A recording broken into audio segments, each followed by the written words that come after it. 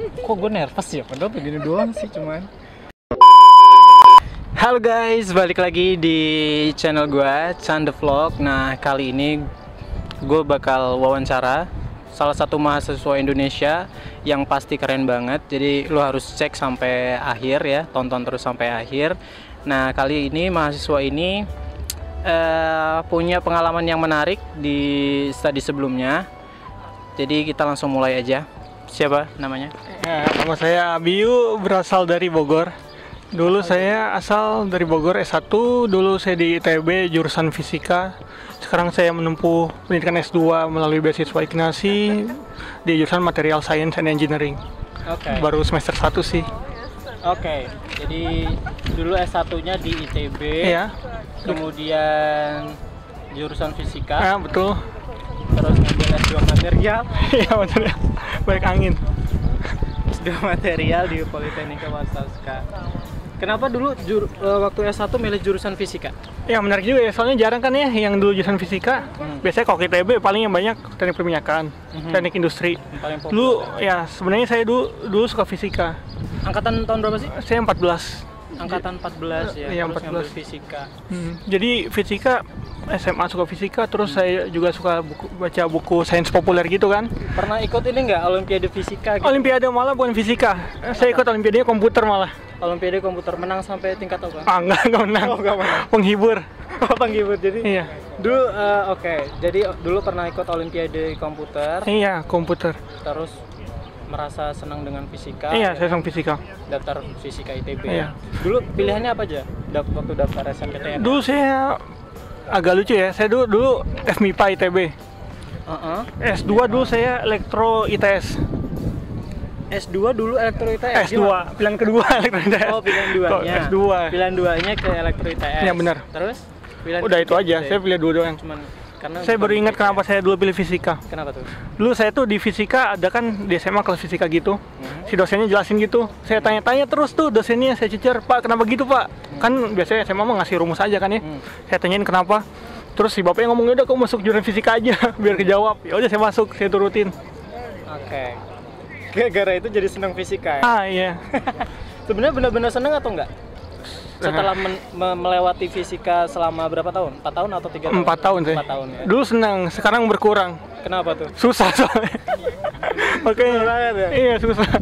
IPK-nya berapa tuh lulus dari ITB? IPK saya 3,37. Oh, itu lumayan gede sih ya? Soalnya di ITB tuh ada setiap kita lulus, itu kita didata gitu kan. Terus ada pendataan di fisika ITB kalau nggak salah, dia itu IP rata-rata kalau nggak salah 3,10 kalau nggak salah rata-rata. Dan juga banyak kan yang lulus itu lebih dari 4 tahun. Bener sih. Memang saya juga pernah dengar kayak dosen-dosen ITB itu kayak agak pelit ngasih nilai. Itu benar nggak sih sebenarnya? Pelit. Agak pelit untuk ngasih nilai A gitu. Atau memang Ya, kita itu sebenarnya di ITB tuh objektif sih, sesuai nilai ujian gitu. Nilai absensi nggak ada. Kita masuk gak masuk ya terserah. Oke. Oh, masuk gak masuk terserah ya? Iya. Jadi lebih ditekankan ke ujian. Jadi hitungannya itu ujian 1, ujian 2, PR, kuis, itu aja sih. Ada yang cum laude nggak di angkatanmu? Cum laude pasti ada. Masih ada ya? Yang banyak nggak? Banyak sih, nggak terlalu sih. Enggak. Terlalu ya? Enggak. Di fisika banyak yang cum Iya. laude?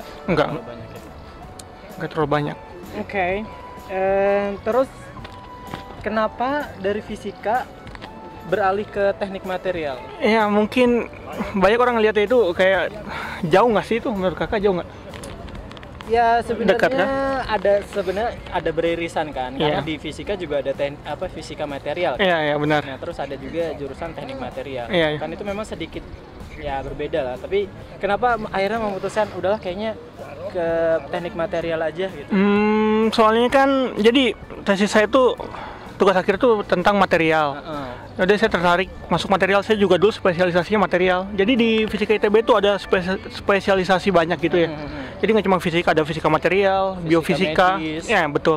Terus juga yang paling baru tuh ada namanya fisika kompleks kayak ekonomifisika, sosiofisika, ada fisika teori. Dulu saya fisika material, jadi banyak ambil kuliah material. Terus saya lihat sekarang material tuh paling berkembang sangat cepat gitulah.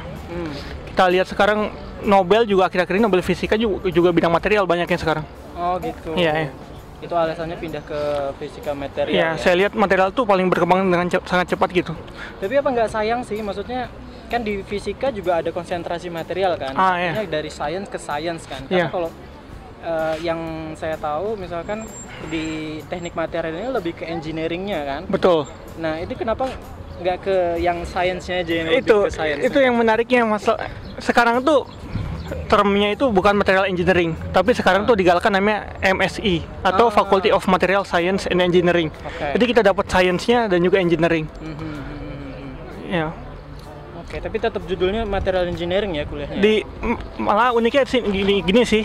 Di WUT itu punya material science and engineering, cuma di WUT yang saya dapat. Yang ada jurusan material science and engineering. Oke. Jadi sebenarnya kenapa akhirnya kuliahnya di mana? Saya di namanya Warsaw University of Technology, WUT saya singkat. Di WUT ya. Iya. Jadi di Warsaw University of Technology. Jadi alasan sebenarnya kenapa nih akhirnya kuliah di Warsaw University of Technology? Alasan sebenarnya pertama dia itu memberikan jurusan MSA itu yang saya bilang di Material Science and Engineering. Kedua juga bisa dibilang dia itu fasilitasnya lengkap, paling lengkap di Polandia untuk material science. Tahu dari mana tuh? Kita dari dari websitenya. Dari websitenya ya, oke. Terus juga sebenarnya saya nggak tahu bahwa sangat lengkap juga. Pada saat saya masuk, si dosennya ngomong di sini kita pakai alat cuma nunggu 3 hari udah bisa kepake. Jadi kalau kita itu pakai alat di material itu sangat panjang tuh prosesnya. Kita booking dulu, nunggu antrian yang lain. Bisa kalau dibilang kalau di Indonesia ya itu nunggunya bisa nyampe sebulan. Tapi kalau di WUT ini cepat ya? 3 hari udah bisa pakai alatnya. Oke, berarti memilih WUT itu karena jurusannya ya? Iya. Jadi udah searching dulu ya berarti? Iya. Dan juga WUT itu dia itu masuk konsorsium, namanya ada suatu material yang sangat dipopulerkan ini, yang sangat populer namanya material grafin 2 dimensi. Dan WUT itu salah satu konsorsium anggota di Uni Eropa ini. Kampus lain ada nggak di Poland yang? Kampus lain, setahu saya cuma WUT sama UE, University of Warsaw. Oh oke. Tapi dia masuk ke teknik material juga di Warsaw? University of Warsaw tuh lebih ke ini sih, fisikanya, sainsnya, fisika sama kimia. Oke. Terus waktu kuliah S2 di Poland ini sempat nggak kepikiran untuk kuliah di kampus lain? Apa cuman memang dari awal udah kayak buat ini udah memang kayak pertama? Dulu kan saya kan dulu beasiswa Ignasi ya. Beasiswa Ignasi itu harus pakai apply dulu, daftar univnya itu apa dulu pas di pendaftaran. Dulu saya tuh milih di Fisika UE dulu. Fisika UE ya? Iya. Terus ngapa nggak daftar di situ? Kenapa nggak daftar? Karena setelah saya lihat dia itu lebih ke science gitu, lebih ke material teori. Iya. Jadi nggak memutuskan situ. Padahal kan University of Warsaw itu kayak the best university in Poland kan? Iya. Terus saya lihat dulu, saya dari ITB, basic ITB itu kan basic teknologi gitu. Ya udah saya balik aja ke teknologi. Teknik University ya. Iya. Jadi alasannya itu ya. Iya benar. Sempat apply nggak ke University of Warsaw? Sempat apply, sayangnya enggak karena itu bukannya Oktober. Oh gitu. Iya. Bukannya Oktober. Iya. Sementara saya sekolah bahasa nyampe Februari kan. Ya seperti itulah. Nah dulu kan sempat kuliah di ITB ya, istilahnya sekolah teknik, kemudian sekarang S2-nya di WUT, istilahnya kampus teknik juga kan? Iya betul. Itu ada perbedaannya nggak sih sebenarnya? Perbedaannya? Nggak ada perbedaannya, istilahnya kuliah gitu aja sih. Persamaannya ada, saya dapat. Persamaannya apa tuh? Sadisnya sama. Oh, dosennya sama sadisnya. Killer ya? Iya. Tapi ini semester berapa sih? Saya baru semester 1. Iya, jadi belum IPK juga belum tahu. Dan juga kan kondisi corona gini saya jadi nggak bisa bandingin juga ya. Iya sih, benar-benar karena kondisi corona dan semester 1 ya. Tapi belum bisa, bagus kok dosen di WUT, expert ya. Expert ya. Kayak expert di bidangnya. Benar-benar. Oke. Jadi perbedaannya belum kelihatan ya? Belum, karena corona juga saya belum tahu gimana. Kalau persamaannya sama-sama susah ya? Sama susah ya. Susah nggak kuliah di sana? Sebenarnya sih kalau saya lihat general sih lumayan. Tapi kalau kita lihat dulu saya fisika soalnya, sekarang material science. Jadi apa? Jadi lebih susah fisika. Oh iya, gitu loh. Oke. Karena kalau fisika lebih ke MIPA emang. Wah, hitungannya banyak banget. Susah banget. Harus kuat kalkulus. Oke. Jadi perbedaannya juga belum ya? Belum. Sekarang kita ngomong tentang riset. Iya betul. Proposal riset dulu ngajunya tentang apa tuh? Saya dulu pas beasiswa Ignasi itu daftar, saya itu tentang ini LED, vertical LED. Oke. Jadi lebih apa tuh? Jadi sebenarnya kan LED itu seperti kita tahu kan LED banyak kan di pasaran, ada LED merah, LED hijau, LED biru. Benar. Jadi saya itu dulu mempropos saya LED yang sangat efisien. Oh, efisiensi LED ya berarti. Iya, efisiensi LED. Caranya gimana tuh? Saya pas itu buat LED pakai vertikal. Namanya nanowire. Oh, nanowire. Jadi nanowire tuh dia material yang sangat tipis sekali. Rambut dibagi 100 lah. Kayak gitu. Ukurannya ukuran nano 10⁻⁹ meter. Jadi dengan struktur itu sedemikian rupa kita modifikasi, dia itu lebih efektif dan nggak banyak energi yang loss. Bisa sampai berapa efisiensinya persen? Dia efisiensinya kalau di literatur sih 70%. 70% udah tinggi banget ya? Iya. Yang sekarang tuh berapa persen sih efisiensi LED? Kurang tahu sekarang, saya nggak ngikutin juga. Tapi setahu saya sekarang LED itu masih banyak pakai yang silikon. Oke. Dimana silikon tuh banyak energi loss gara-gara kalau ngomongin fisika tuh gara-gara dia itu indirect band gitu-gitu lah. Ya, gitu-gitu ya, secara teorikal Iya. fisika lah ya, pokoknya banyak lossesnya. Ya. Tapi sebenarnya 70% atau efisiensi itu tuh efisiensi ada yang di laboratorium, belum nyampe ke di pasaran. Jadi sebenarnya research itu panjang. Itu komersialisasinya Iya, ya, berarti secara teori di lab aja Iya. ya berarti ya. Sebenarnya research itu tahapannya riset tuh sangat panjang sekali kan, dari lab sampai ke komersial ke pasaran itu sangat panjang. Oke, berarti itu yang proposal risetnya ya. Dulu S1-nya tentang apa? S1 saya tuh fisikanya ke material optik ya. Mau optik. Ya. Dulu saya tuh material untuk lebih spesifik di S1 untuk LED hijau. Oke. Jadi S1-nya ya. seperti kita tahu kan sekarang kan silikon gitu kan. Silikon tuh dia kendalanya dia prosesnya lumayan mahal. Oke. Terus juga lumayan ini kan ribet atau gimana. Jadi saya tuh dulu membuat LED yang lebih sederhana. Dia itu bahannya tidak beracun, pakai apa?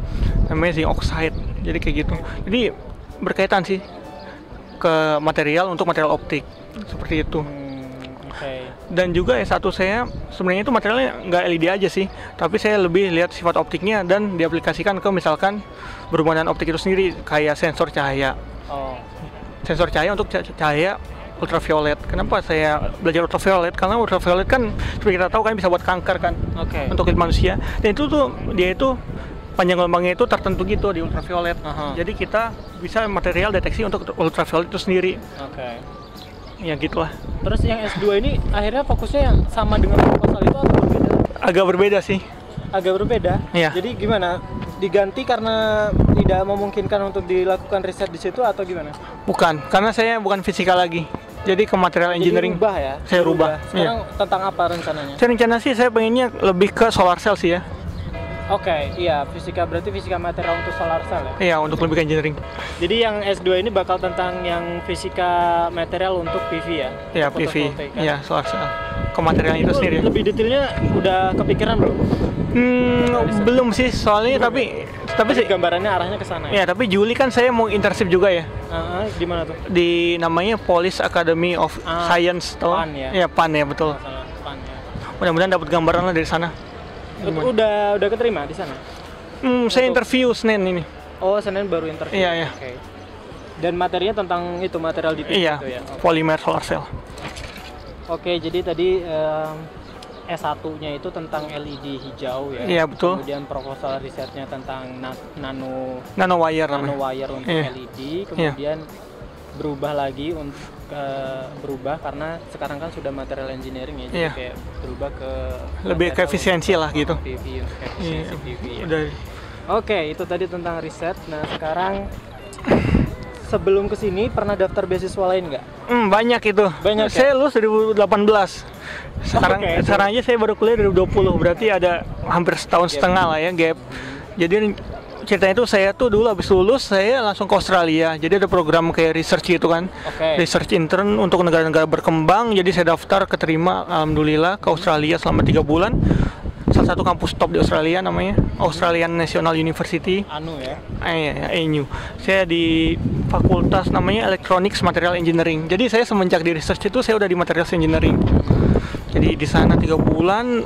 Kebetulan juga topiknya hampir sama, nanowire juga, tapi beda material aja. Terus setelah itu saya daftar coba-coba beasiswa tuh. Pertamanya walaupun ANU juga sudah meng-offer gitu sih. Tapi dia kan nggak janjiin ya dapat atau enggak. Tapi dia ngomong ada nih tempat.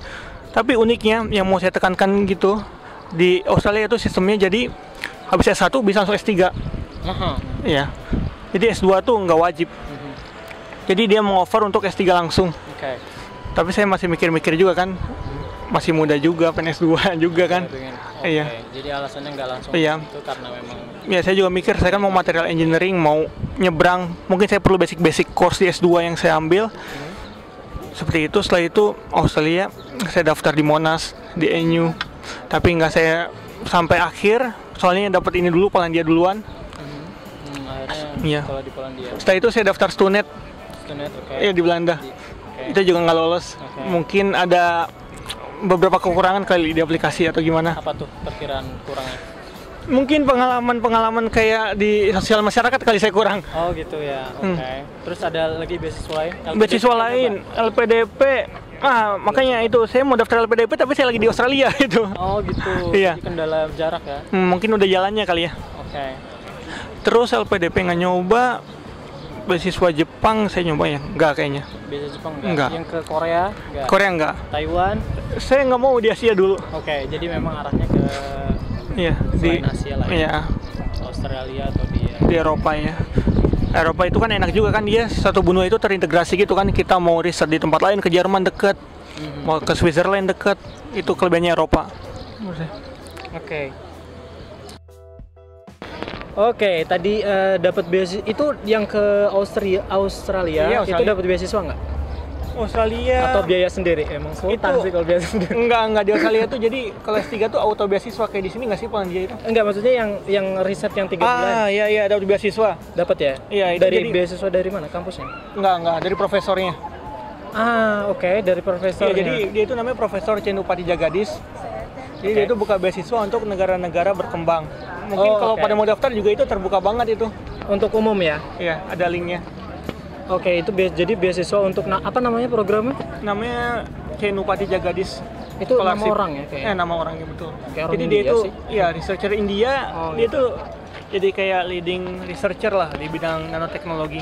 Dia buka beasiswa gitu untuk negara-negara berkembang kayak India, Indonesia. Susah nggak sih itu daftarnya? Persyaratannya banyak nggak? Persyaratannya research proposal, Ada interview juga nggak? interview nggak ada. Nggak ada ya, cuman dokumen aja berarti dokumen, ya? dokumen. Riset Nggak proposal. susah kok, itu bagus banget untuk diikuti. Dapatnya berapa tuh kalau berarti sebulannya? 6.000 AUD. 6.000 ah, banyak Iya. juga ya?